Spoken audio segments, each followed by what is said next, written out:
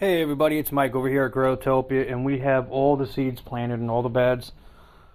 The lights are on, they're set for 15 hours, and this is what we got. So, we got some Long Island Brussels sprouts. We ran them down, they came out of the trays out of the nursery. You see like the Italian basil is sitting there right where the plant is. Everything else I did, I took the old tags and I used them to section off where the seeds are, roughly. Well, not roughly, but there are within that confine. So we got romaine, Paris Islands, which runs up to rhubarb Victoria. Behind it is dill. Behind that is rosemary. In the corner is one Swiss chard. There's another little Italian basil. Over here, there's literally nothing, but from here up, we have parsley. Then we have cilantro. We have catgrass barley and catgrass sweet oak. And in the back, we have asparagus Mary Washington. Of course, this asparagus is going to probably take over this whole bed, but we'll see what happens. As we go over to the next bed here, as you're going to see with this bed and the next bed, we have the front over here is for beets. So we have red beets, Detroit. We had some of them from inside. We put them in here.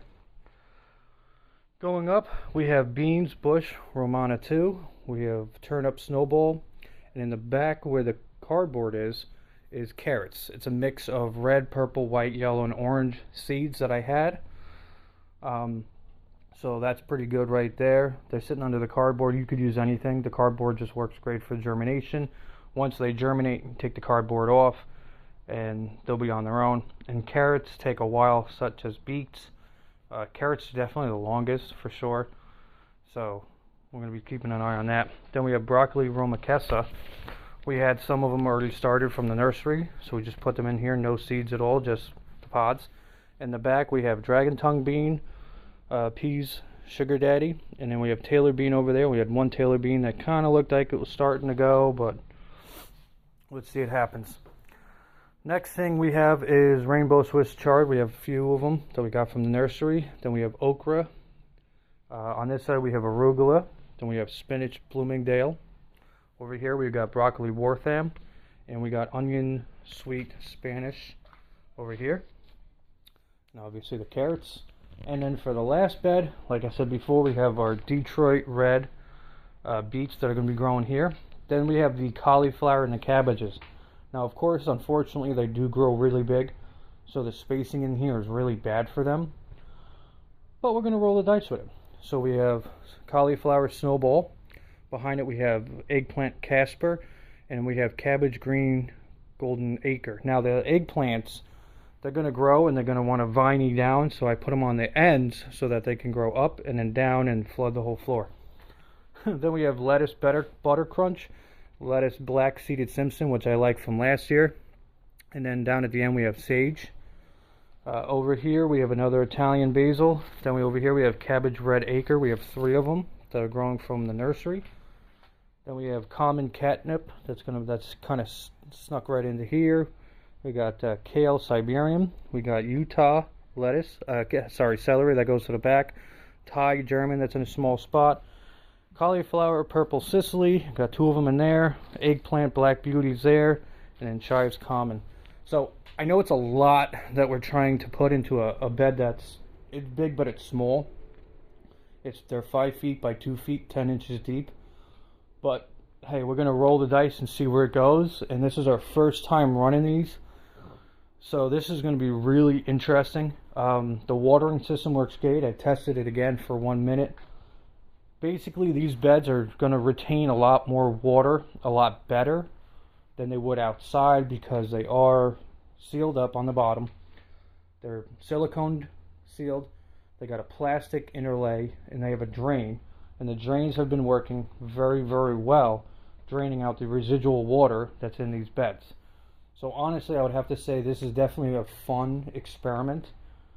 Soil temperature in here on all these beds have been staying at a nice temp just below 60. They can go a little higher, they can go a little lower.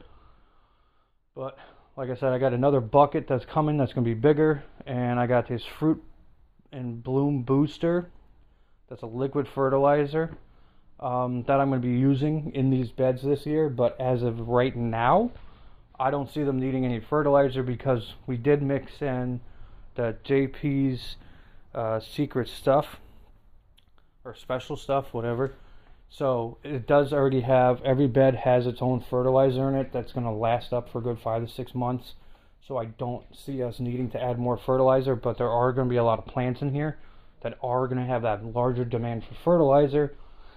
And then possibly down the line, one of the other things I'm going to have to do is put more watering outlets in it, because each bed is running two, one here and then one a little further back. So I might have to tap some more in. And if that comes down to it where I'm starting to see, okay, the soil's getting dry as it's getting warmer this summer, I'm going to have to tap more in to get more water into the locations of where the plants are going to need it. I'll shoot a video with that, but as of right now, I'm leaving it as just the two of them and then watering it when they need it. But like I said, at the moment, I mean, I was digging down deep, so to get the soil for the last bed, I needed three bags of 2 cubic feet. So what I ended up doing earlier this morning was from this bed and then from that bed over there, I took 9 scoops of my shovel out of the beds into a pail, and I was able to make this bed. Now this bed isn't as deep as the other 2 beds are, because I already had plans that the other 2 are going to be part of the bottom dwellers, and the first bed is going to be mainly all the above ground plants to a point. So everything in here is a plant that grows above, you know, such as the basils, the lettuces, the asparagus, the Swiss chard. Those are above. The rosemary, the dill, stuff that is like, I call them the bottom dwellers, or beets. The things that grow down below is where the fruit is. So you got, or the vegetable, I'm sorry, where the vegetable is. Such as beets, such as onions, such as turnips, such as carrots. Right. Yep, carrots. Those are all bottom dwellers, mainly in that one. And then we have the beets over here, or a bottom dweller.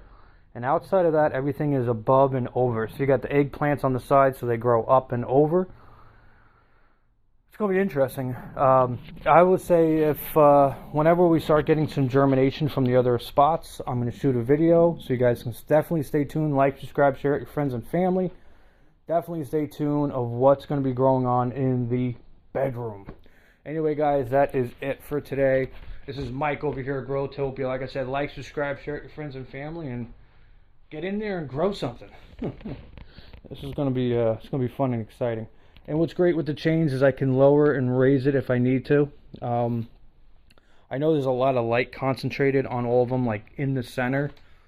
So if I have to reposition the lights, I will. You know, if I raise it up, it's a little higher away.